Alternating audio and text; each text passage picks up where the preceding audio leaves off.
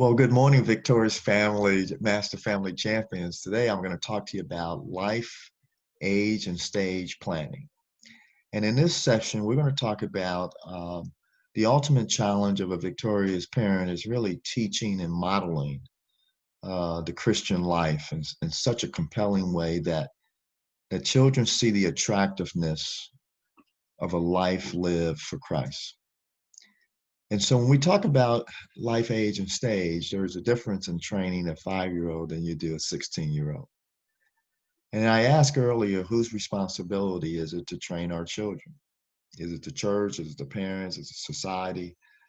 And we all came to the conclusion that it's the parents' role, but the church has to support that role and make biblical truth what we call simple. It makes it understood, if you would. We call it, how do you make this context and connect with us? And that's the church's role is to help us to understand what we're learning and break that down in a deeper way. But we have a responsibility as parents to be the spiritual leaders of our home. And it's a great privilege. It's an awesome privilege that we have and responsibility. And one of the first biblical truths that parents should learn about when they're talking about parenting this way is that they are to be the primary teacher of God's truth to their children. That's the first primary truth that we have to become to believe and understand. And then the second is that the church role is to equip parents to teach and to reinforce the teaching that children receive from their parents to make sure that it's biblically accurate.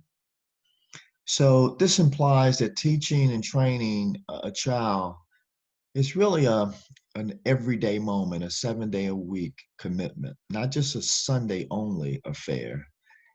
It's an everyday affair where every day, every opportunity could be a teachable moment. And so how do you train in different environments? What do you train? What are the fundamentals that you should be training your children in at basic? Because if you were to look at things and just write down what would be centrals that I want to make sure my children understood before they left my house, let's say 18 years old or 21 years old? What are the essentials? If you were to write down all the different topics, maybe the list would be a mile long. So how do you narrow that list to just a few things that are critical? I call them non-negotiable. And some of those things we're going to talk about today as we talk about life, age, and stage planning, because this is beyond how old a child is. It also takes into account how spiritually mature they are. Some kids mature much faster than others. It's not that, it's just that they embrace it differently. They might engage differently. The way they connect visually or audio or experience it is different. So we can't just base it on age.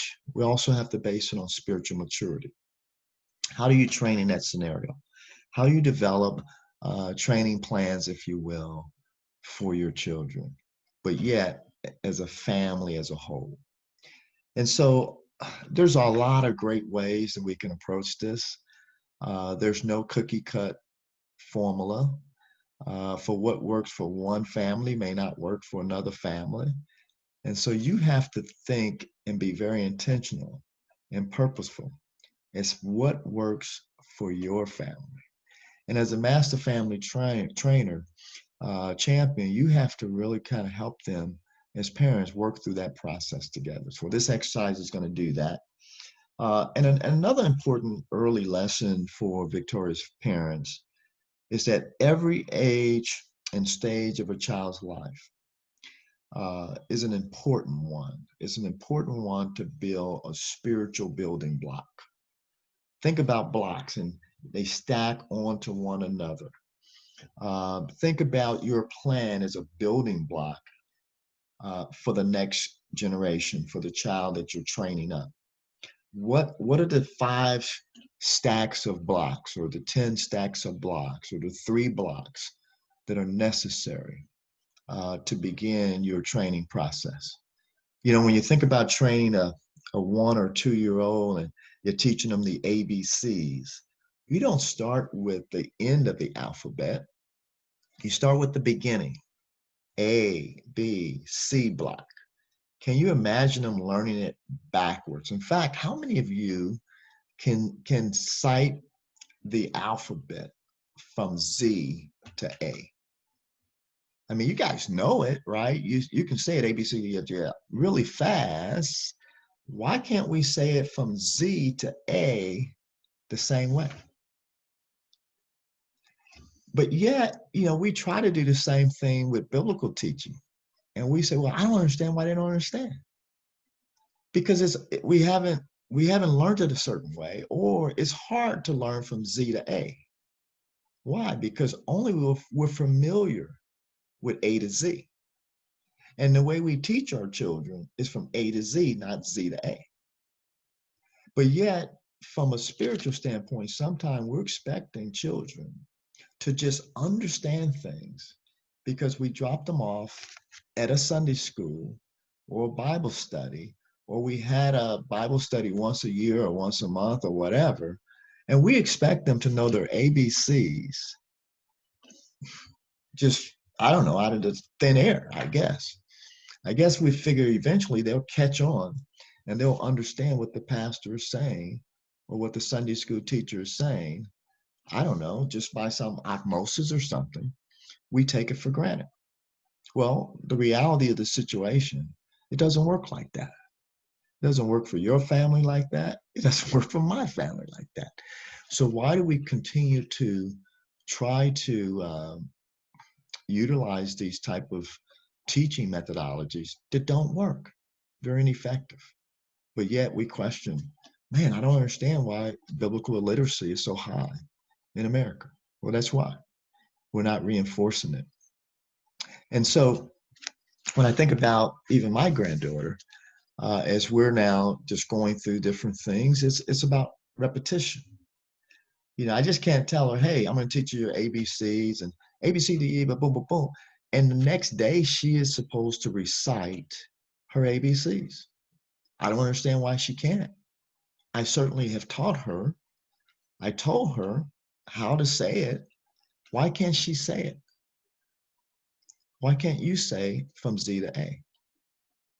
Well, it takes practice. It takes repetition. It takes, just ongoing. Every day is a teachable moment. In the early years, it sets the tone for the lifelong values. What you're teaching them at 2 years old, they set the tone for the later years. And children learn what they see, not just what they hear.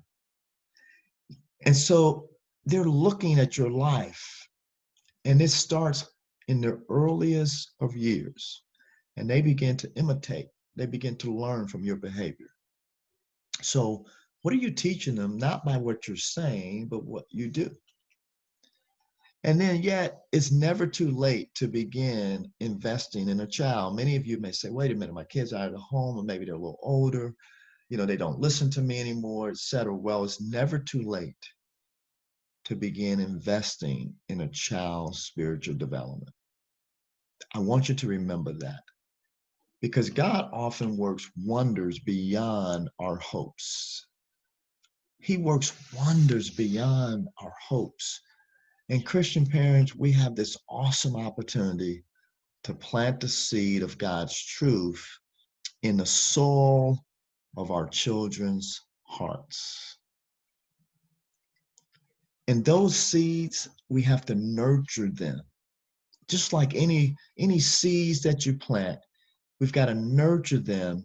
We have to model them in an authentic way, that this faith in Jesus and this tailoring, this teaching to the life, age, and stage of each child. That's what we're talking about when we speak about life, age, and stage planning.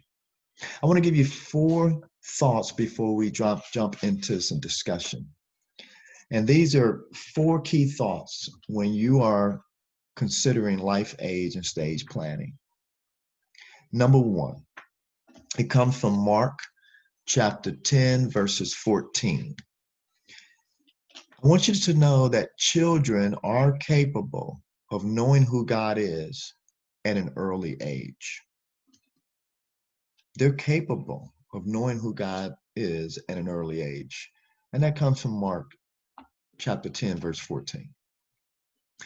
The second principle I want you to know is that parents are responsible for teaching their children scripture. You have the responsibility. No one else. This can be advocated to. That is the desire, anyway, of our hearts. That's the desire of God's heart. And that's why Victoria's Family exists. And thirdly, we want to plant the seed of God's truth early for spiritual growth. The earlier, the better. I mean, let's start when they come out of the womb and maybe even before. We can teach them. We're teaching them every day when they come out of the womb. We're teaching them how to eat. We're teaching them how, have good hygiene. We're teaching them all types of things, all types of principles when they come out of the womb. Because think about it, if we don't teach them how to eat, they'll starve to death. If we don't teach them what good hygiene is about by changing their diapers and giving them baths and so forth and combing their hair and so forth, then they won't even know what good hygiene is. And plus they might catch some diseases that you don't want them to catch, right? If we don't teach them how to move from milk to solid food, they'll never grow in their faith. They'll never grow as a person. And so we just need to take simple concepts. This isn't like some sophisticated thing. Take simple concepts using those 66 great books, his lessons before leaving this earth, and apply them in our own home. That's what life, age, and stage is. And making it relevant and contextualized for their age and stage of spiritual maturity. And so the fourth principle I want you to know, after you plant this seed of God's truth, is I want you to think about how do you lay a biblical foundation during the early years? Are you going to use an audio approach, a visual approach, a kinetics approach where they experience it, or a combination of all three? If you think about your children's toys, think about the different ways that you teach children today.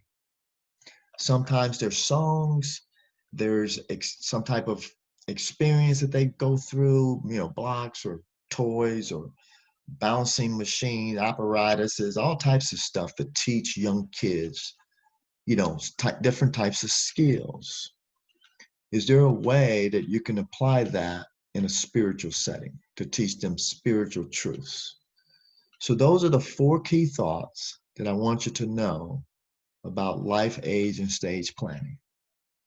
And so in a minute, what I like for you to do is think about those for a minute. And I'd like for you to share different ways that maybe you grew up and learned about biblical truths. How did your parents teach you? Or maybe how did you learn biblical truths in your own life? What does that look like? And now, how could you apply that in your parenting situation at home?